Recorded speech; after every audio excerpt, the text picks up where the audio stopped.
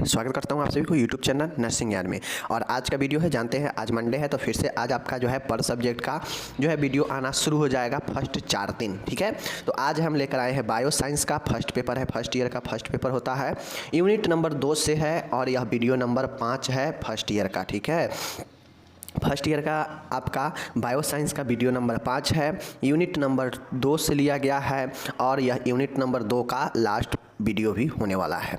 तो इससे पहले मैं आपको बायो साइंस का एक दिन आपको मैं दिखाया था वीडियो नंबर 4 में कि ऊतक क्या होते हैं, ऊतक के क्या क्या प्रकार होते हैं, और उसमें हम लोग जो है एपिथेलियल ऊतक के बारे में अच्छे से हम लोग देखे थे। ठीक है, तो आज जो है दो महत्वपूर्ण ऊतक के बारे में और पढ़ेंगे। एक तो होगा कनेक्टिव टिश्यू संयोजी ऊतक के बारे में, और एक होगा हमारा मस्कुलर टिश्यू के बारे में। ठीक है, पेशीय ऊतक के बारे में। तो दोनों ऊतक के बारे में देख लेंगे आज। अगर आपसे कोई भी ऊतक के बारे में पूछेगा डिटेल में तो जो है आप डिटेल में बता दीजिएगा। बहुत आसान भाषा में लेकर आ रहे हैं, हिंदी इंग्लिश दोनों में लेकर आ रहे हैं। तो आप चाहे जिस भी भाषा में पढ़े, जिस भी भाषा में समझें, सभी भाषा में यहाँ पे अवेलेबल है। खासकर 2 भाषा ही ज़्यादातर लोग चॉइस करते हैं, हिंदी या इंग्लिश, तो सब के सब दिया गया है। चलिए शुरू करते हैं, PDF डिस्क्रिप्शन में मिल जाएगा। चलिए बताते हैं। देखिए संयोजी ऊतक होता क्या है। देखिए संयोजी कनेक्टिव मतलब कनेक्ट हो कर जो बना हुआ ऊतक होता है वही जो है संयोजी ऊतक होता है। जिस प्रकार से हम लोग पढ़े थे कि एपिथेलियल ऊतक जो है एक लेयर में रहता है। ठीक है ना, एपिथेलियल जो ऊतक था वह एक लेयर में रहता था, एक स्तर बनाता था। उसी प्रकार से यह हमारा जो संयोजी ऊतक है तो यह क्या होता है आगे हम देखेंगे। संयोजी ऊतक मेसोडर्म या मेसेनकाइम, ठीक है, मेसेनकाइम से बनते हैं। सबसे पहले आपको ध्यान में रखना है कि संयोजी ऊतक जो है मेसोडर्म या मेसेनकाइम से बनते हैं। ओके, ये निष्क्रिय ऊतक होते हैं, याद रखना पड़ेगा, ये निष्क्रिय ऊतक होते हैं। ये ऊतक एक दूसरे से भिन्न होते हैं। जबकि ऊपर में हम लोग देखे थे एपिथेलियल वाला में तो वहाँ पे जो ऊतक होता था वह एक दूसरे से समान होता था। ठीक है, लेकिन आपस में संबंध रखता था, वहाँ भी संबंध रखता था, वहाँ और यहाँ भी संबंध रखता है। देखिए ये ऊतक निष्क्रिय होते हैं, संयोजी वाला ये ऊतक, इसमें जो भी ऊतक होता है वह एक दूसरे से भिन्न होते हैं, मतलब अलग अलग होते हैं, लेकिन भिन्न होने के साथ में एक दूसरे से संबंध रखते हैं, मतलब एक दूसरे को साथ में कनेक्ट रहते हैं। ठीक है, इनकी कोशिकाएं अलग अलग होने के कारण रिक्तिकाएं बनाती है। अब एक चीज़ ध्यान में रखना पड़ेगा, एपिथेलियल वाला में हम लोग पढ़े थे कि एक कोशिकाएं सब समान होती है, क्योंकि कोशिका ही मिलकर ऊतक बनाती है। तो वो जो वहाँ पे जो कोशिका था वह सब एक समान था, लेकिन यहाँ पे जो कोशिका होगी वह अलग अलग कोशिका होगी। अब अलग अलग होने के कारण यहाँ पे स्पेस यानी रिक्त बनाएगी, बट एपिथेलियल में रिक्त नहीं बनाती थी, चूँकि सब समान था तो एकदम आपस में चिपक के रहता था, कोई जगह नहीं छोड़ता था।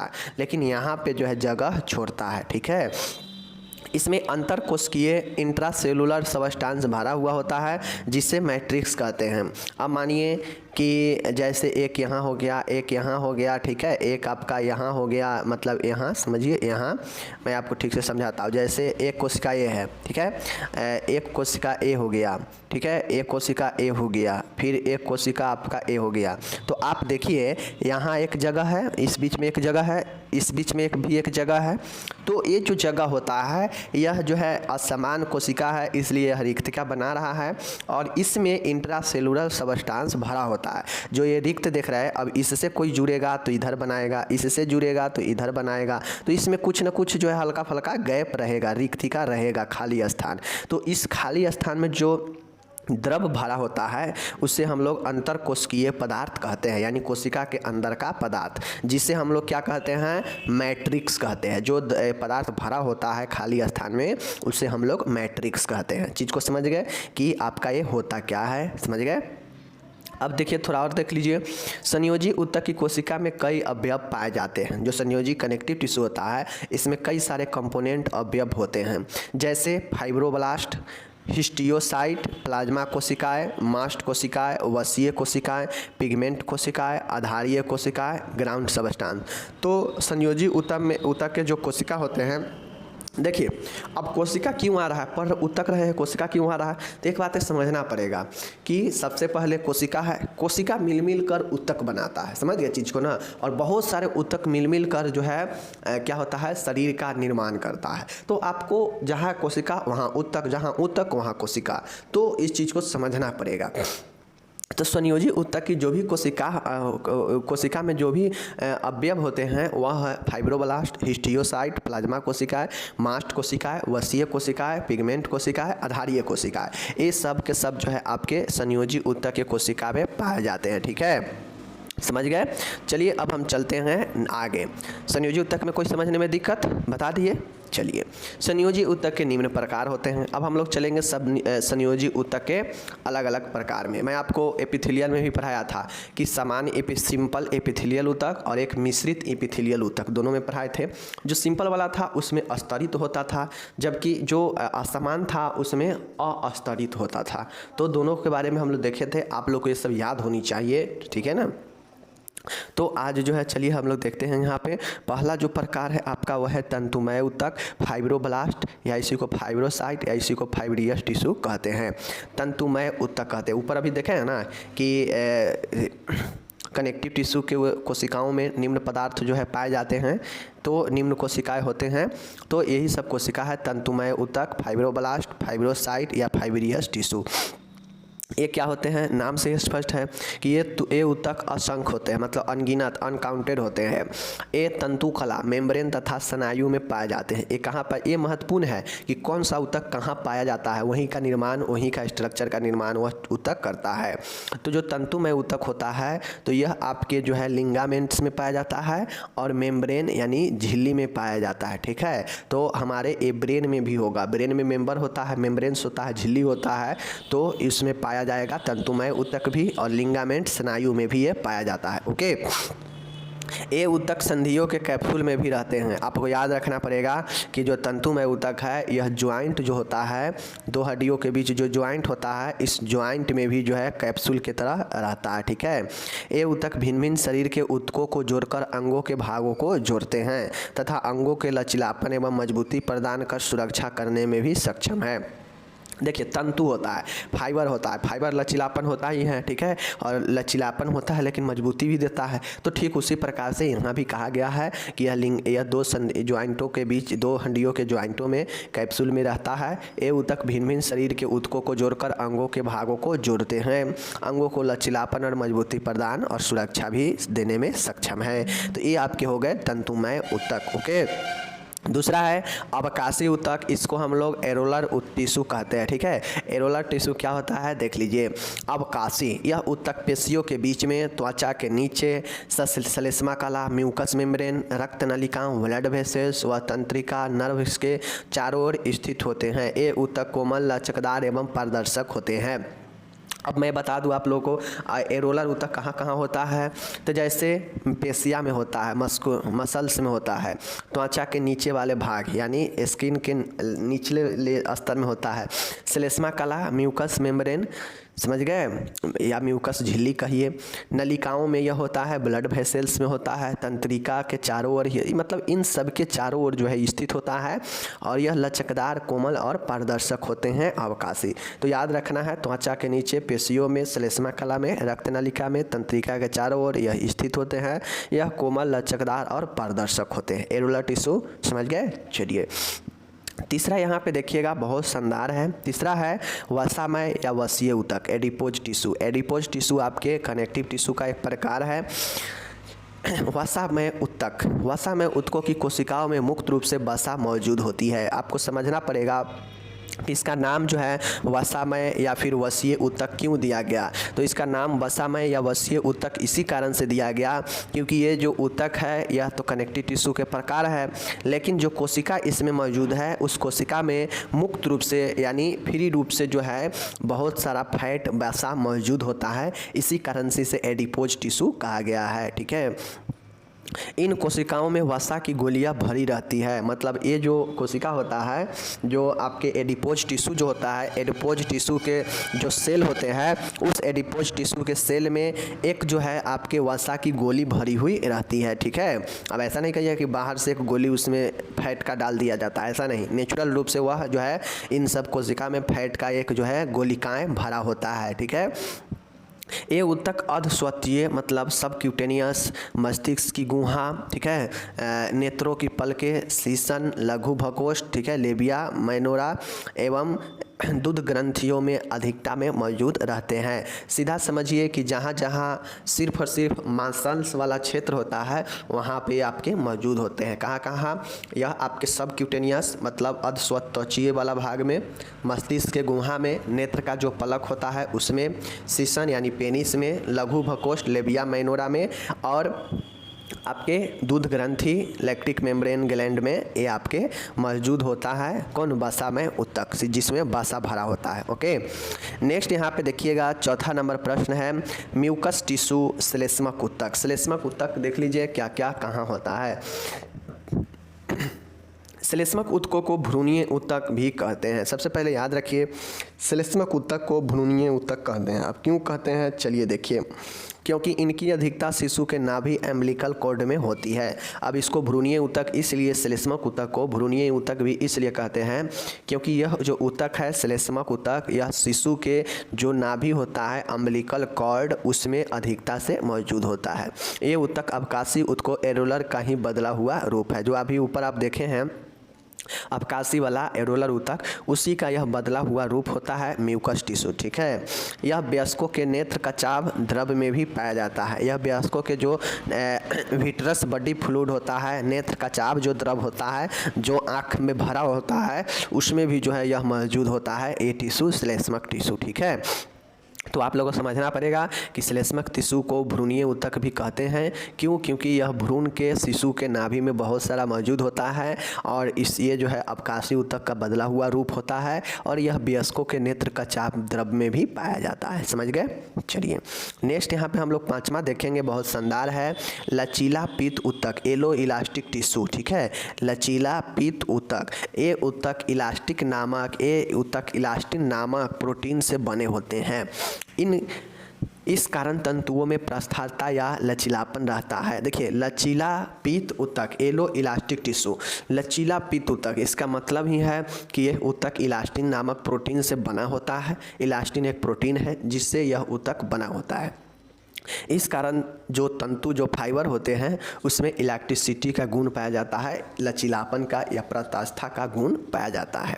ठीक है, ये ऊतक कंप छंद, एपिग्लोटिस, बाह्य कान, एक्सटर्नल ईयर्स, रक्त वाहिनी, ब्लड वेसल्स, श्वास नलिका, फेफड़ों तथा स्वर यंत्र में पाया जाता है।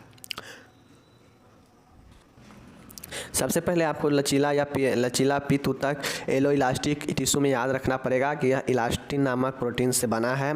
इस कारण इसमें इलास्टिसिटी का गुण होता है।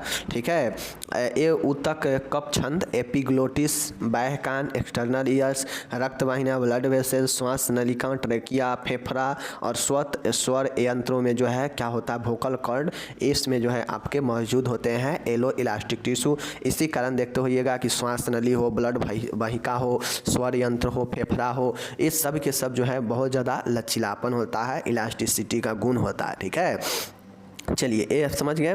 छठा है उपास्थिक ऊतक, कार्टिलेज टिश्यू, बहुत शानदार है। कार्टिलेज टिश्यू, उपास्थिक ऊतक क्या होते हैं देख लीजिए। ये ऊतक श्वेत रंग के कठोर व लचीले हल्के पारदर्शक होते हैं। ध्यान से देखिएगा, कार्टिलेज टिश्यू है, उपास्थिक ऊतक है। उपास्थिक कहीं ना कहीं उपास्थिक के लिए होगा। ठीक है, ये ऊतक श्वेत रंग, कठोर व लचीले हल्के पदार्थ के होते हैं। कौन? इलास्टिक जो टिश्यू है, कार्टिलेज जो टिश्यू है यह श्वेत रंग का, कठोर और हल्का लचीले पारदर्शक होता है। ठीक है, यह वयस्कों की अस्थियों को जोड़े में होते हैं। ये कहाँ होते हैं? तो यह वयस्क के अस्थियों मतलब बोन के जोड़े में होते हैं, ज्वाइंट्स में होते हैं। ठीक है, ये अस्थियों को घर्षण से बचाते हैं। ये क्या करते हैं कि अस्थि में घर्षण ना हो, फ्रिक्शन ज़्यादा ना हो, इससे यह सेव करता है, बचाने का काम करता है। कौन? Cartilage tissue. Okay, cartilage tissue 3 प्रकार के होते हैं। कौन कौन होते हैं इस चीज़ को आप लोग देख लीजिए। पहला है हाइलिन कार्टिलेज टिश्यू, तंतुमय फाइब्रो कार्टिलेज टिश्यू, इलास्टिक उपास्थि इलास्टिक कार्टिलेज। यही आपका कार्टिलेज आपका जो है कार्टिलेज जो है आपका यहाँ पे दिया गया है। हाइलिन ट्रू कार्टिलेज, तंतुमय फाइब्रो कार्टिलेज, इलास्टिक उपास्थि इलास्टिक कार्टिलेज, ये 3 प्रकार के इलास्टिक टिश्यू या इलास्टिक कार्टिलेज जो है होते हैं, या ये कार्टिलेज का आपका प्रकार भी है। ठीक है, चलिए 7वां देखिएगा लसिका लिम्फेटिक टिश्यू। लिम्फेटिक टिश्यू नाम से स्पष्ट है देखिए, सब टिश्यू का अपना अपना नाम से ही स्पष्ट है कि कौन से टिश्यू कहाँ पे होता है, किस काम से। बस आपको उसमें थोड़ा ये जो 10 पॉइंट है इसमें ये 10 टाइप्स को याद रखना पड़ेगा। लसिकाभ ऊतक लिम्फेटिक टिश्यू के बारे में देखते हैं। इन ऊतकों में रोगों से लड़ने की क्षमता वाले पदार्थ का निर्माण होता है। लसिका को भी संयोजी ऊतक कहते हैं। आपको पता होगा लसिका जो है लिम्फेटिक, लसिका क्या करता है कि हमारे शरीर में बॉडी में क्या करता है, रोगों से लड़ता है, संक्रमण रोगों से लड़कर और हमारे शरीर को स्वस्थ बनाने का काम करता है। तो वही लसिकाभ ऊतक जो है रोगों से लड़ने वाले पदार्थों का निर्माण होता है। ठीक है, लसिकाभ ऊतक में ऐसे पदार्थों का निर्माण होता है जो हमारे शरीर में रोगों से लड़ता है। ठीक है, लसिका को भी, लिम्फ को भी संयोजी ऊतक कनेक्टिव टिश्यू कहते हैं। ये ऊतक लसिका पवा मतलब लिम्फ नोड्स में, प्लीहा में, अपेंडिक्स में, थाइमस ग्रंथि में, छोटी बड़ी आंत की श्लेष्मा कला में ठीक है, लसिका ग्रंथियों के समूह में, ठीक है, अधिकतम मात्रा में होते हैं। तो कहाँ कहाँ होते हैं लिम्फेटिक टिश्यू, याद रखिएगा, लिम्फ नोड्स में, स्प्लीन में, अपेंडिक्स में, थाइमस ग्रंथि, बड़ी छोटी आंच के म्यूकस मेम्ब्रेन में, लसिका ग्रंथियों में, ये सब में अधिक होती है आपके लिम्फेटिक टिश्यू। ओके ना। 8वां देखिएगा रेटिकुलर टिश्यू है, बहुत शानदार है, जालीदार ऊतक है। ये ऊतक समस्त शरीर में फैले रहते हैं। सबसे पहले याद रखना है कनेक्टिव टिश्यू का रेटिकुलर जो टिश्यू है संपूर्ण शरीर में फैले होते हैं और इन्हीं के द्वारा अंगों, ढांचे तथा उपकला और ऊतकों के लिए आधारीय कला का निर्माण होता है। अब आप लोग को पता होगा कि जो एपिथेलियल है वह बेसल मेम्ब्रेन के स्तर में रहता है। ठीक है ना, या एक जो है आधारीय कला के लिए स्तर लेयर में रहता है, कौन, उपकला। तो आपको इस चीज़ का ध्यान देना होगा कि ये ऊतक जो है समस्त शरीर में फैले होते हैं, कौन, रेटिकुलर टिश्यू। इन्हीं के द्वारा अंगों का ढांचा, ठीक है, ढांचा, फ्रेम तथा उपकला और ऊतकों के लिए आधारीय कला का निर्माण होता है। मतलब जालीदार ऊतक शरीर के ढांचा के साथ साथ में उपकला ऊतकों के लिए आधारीय कला का निर्माण करता है। चूँकि हम जानते हैं कि एपिथेलियल टिश्यू जो है आधारीय बेसल मेंबर में ही एक स्तर बनाता है, ठीक है, रहता है। इस प्रकार के ऊतक अस्थि मज्जा में, यकृत में, प्लीहा में, अन्य अंगों में पाए जाते हैं। रेटिकुलर टिश्यू कहाँ कहाँ, बोन मैरो में, यकृत में, प्लीहा में और अन्य अंगों में पाए जाते हैं। तो ये चीज़ को समझ लीजिए। ठीक है, 9वां देखिएगा, सेकेंड लास्ट देखिएगा, यहाँ पे अस्थिल ऊतक है, ओसियोसर बोन टिश्यू है। ठीक है, ओसियोसर बोन टिश्यू है।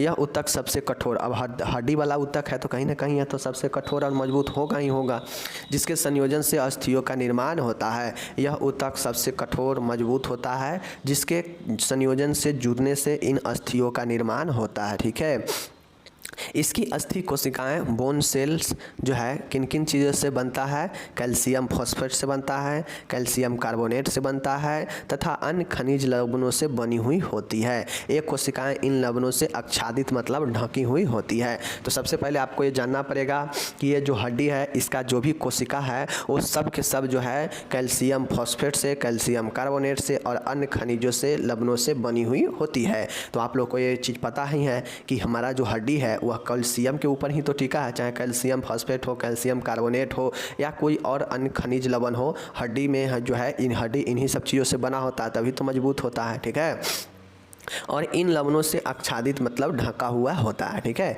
ये 3 प्रकार के होते हैं। मतलब ये जो अस्थिल ऊतक है, ओसियोसर बोन टिश्यू है, यह 3 प्रकार के होते हैं। एक अस्टियोसाइट होता है, एक एस्टियोब्लास्ट होता है और एक एस्टियोक्लास्ट होता है।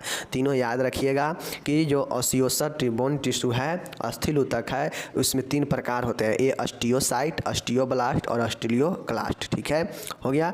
अब लास्ट है यहाँ पे रक्तो उत्पाद ऊतक, हीमोपैथिक टिश्यू। हीमोपैथिक टिश्यू का मतलब क्या होता है, रक्तो उत्पादक टिश्यू। रक्तो उत्पादक टिश्यू का मतलब होता है कि रक्त का उत्पाद करने वाला टिश्यू।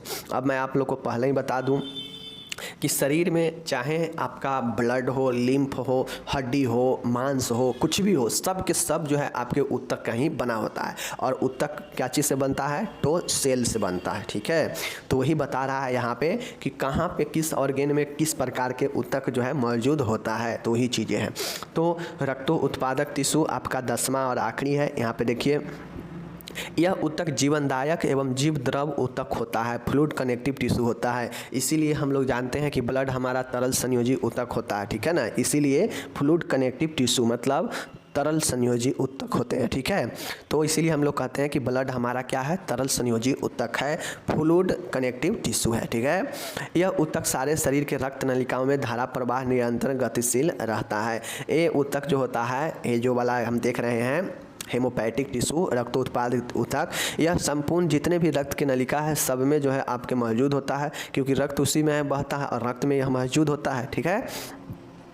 रक्त शरीर की कोशिकाओं में ऑक्सीजन पहुंचाता है और व्यर्थ पदार्थों तथा गैसों को शरीर से बाहर निकालता है। अब एक इसका क्या काम होता है, इस ऊतक का क्या काम होता है, तो इस ऊतक का यही काम है कि जो भी रक्त में ऑक्सीजन मिलता है उसे जो है ऑक्सीजन को संपूर्ण कोशिकाओं तक पहुंचाता है और जो भी व्यर्थ पदार्थ होता है वह व्यर्थ पदार्थ को गैसों को शरीर से बाहर निकालता है। तो यह जो हमारा ऊतक होता है बहुत महत्वपूर्ण होता है। तो ये जो ऊतक है, जितने भी हमारे शरीर में तरल है, ब्लड वगैरह हो गया, द्रव संयोजी ऊतक, वह इसी ऊतक के बना होता है, ठीक है। वो ऊतक इसी में होता है और यह निरंतर ब्लड वेसल्स में होता है और वहाँ पे निरंतर ब्लड का धारा प्रवाह होते रहता है, जिससे यह ऑक्सीजन को क्या करता है, शरीर में पहुंचाता है और जो व्यर्थ होता है उसे बाहर गैस के रूप में या कुछ पदार्थ के रूप में निकाल देता है। तो इस प्रकार से यह 10 प्रकार हो गया आपका कनेक्टिव टिश्यू का। 10 प्रकार मैंने अच्छा से पढ़ा दिया। जिनको भी अगर थोड़ा सा कंफ्यूज होता हो तो वीडियो को अभी तक देखे हैं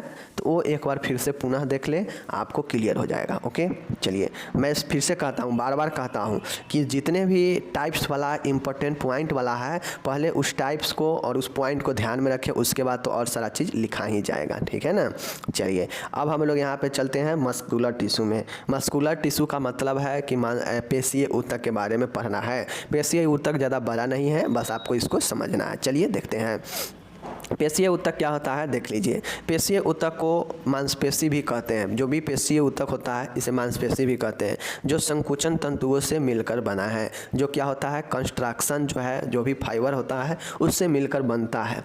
इन ऊतकों में चालकता, कंडक्टिविटी, लचीलापन, इलेक्ट्रिसिटी व इरिटेबिलिटी, उत्तेजनशीलता का गुण होता है। ये जो भी पेशीय ऊतक है इसमें आपका चालकता का, लचीलापन का, उत्तेजनशीलता का गुण होता है। आप लोग देखते हुए होइएगा कि हमारा जो भी मांस वाला पार्ट होता है किधर भी खींच जाएगा लेकिन फिर से अपने जगह पर आ जाएगा, मतलब उसमें इलास्टिसिटी का गुण होता है, ठीक है। उत्तेजनशीलता उसमें होता है, इधर उधर बहुत ज़्यादा चढ़ते रहेगा, ठीक है। चालकता होता है मतलब उसमें कंडक्टिविटी होता है, ठीक है ना।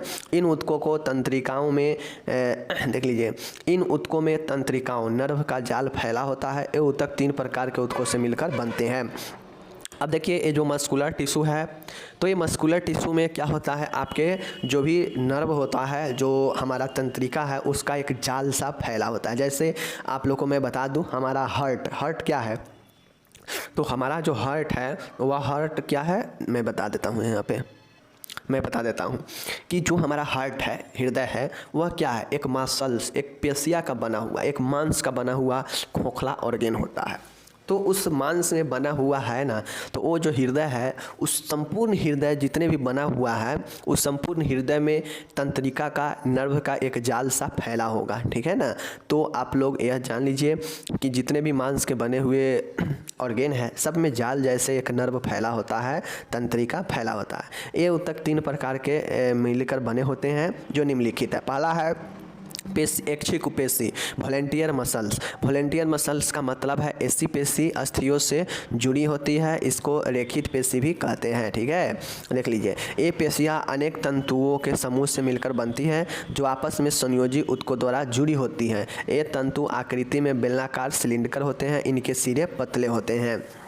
देखिए ऐच्छिक ऊतक है, ये आपका ऐच्छिक पेशीय ऊतक है जो आपके इच्छा से कंट्रोल होता हो। तो आपके इच्छा से चलने वाला जहाँ जहाँ का मांस होगा, जहाँ जहाँ के मांसपेशी होगा, वो सब के सब जो है इसके अंदर में आ जाता है। अब इसमें जो पेशीय जो होता है वह ऊपर से बेलना जो है सिलिंडर होता है और इसके जो सिरा होता है पतला होता है। तो जो बेलनाकार होता है, आप लोग जानते हैं ये बेलनाकार है, ठीक है, ये बेलनाकार है, तो ऊपर के सिरा कहीं ना कहीं पतला रहता है, ठीक है। तो यही जो आपके होते हैं ये सिलिंडर होते हैं, बेलनाकार होते हैं। हम लोग जानते हैं कि सिलिंडर में ऊपर का सिरा जो है पतला होता है, नीचे चौड़ा होता है। तो यह भी जो हमारा ऊतक है कुछ उसी प्रकार से ये भी मांसपेशी होता है जो हमारे पूरी जो क्या होता है, अस्थियों से जुड़ा हुआ होता है, इसीलिए इसे रेखित पेशी कहते हैं, स्ट्रेटेड मसल्स कहते हैं। ऐच्छिक पेशी क्यों कहते हैं, क्योंकि यह अस्थि हड्डी से जुड़ी हुई होती है और यह अनेक तंतुओं के समूह से मिलकर बना हुआ, मतलब अनेक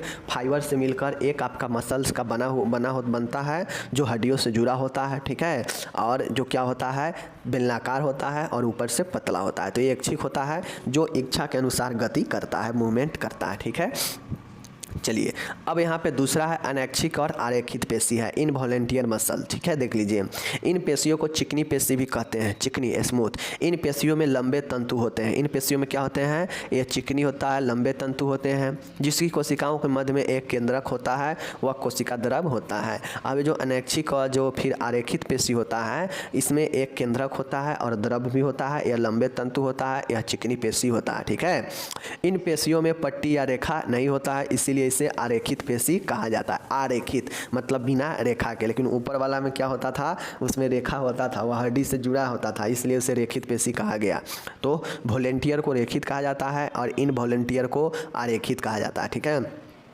आंतरिक अंगों से जुड़ी होने के कारण इसे अतरांगी पेशी भी कहते हैं। यह जो है आंतरिक अंगों से जुड़ा होता है। जो अनैच्छिक होता है यह आंतरिक अंगों से जुड़ा होता है, इसी कारण से हमारा कंट्रोल इस वाले ऊतक पर नहीं होता है, जिसे हम लोग अतरांगी पेशी भी कहते हैं। मतलब अंतरानी मतलब अंदर के पेशी अंदर के अंगों से जुड़ा हुआ रहता है, इसीलिए इसे अतरांगी पेशी कहते हैं। इसलिए हमारा इस पर कंट्रोल भी नहीं होता है।